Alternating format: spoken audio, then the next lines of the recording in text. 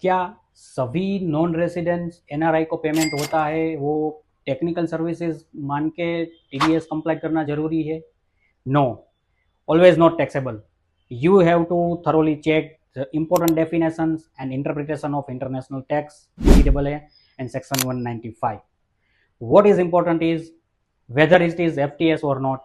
For example, any lawyer hiring a foreign lawyer for intellectual property rights or filing of intellectual properties applications and all, payment to foreign lawyers will be treated as FTS? No.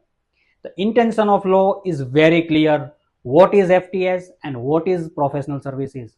So every payment automatically will not attract FTS triggers. So you have to interpret correctly, otherwise huge amount of tax will go. You can take seal of DTAA, and based on that you can argue that the same is not liable to tax in India.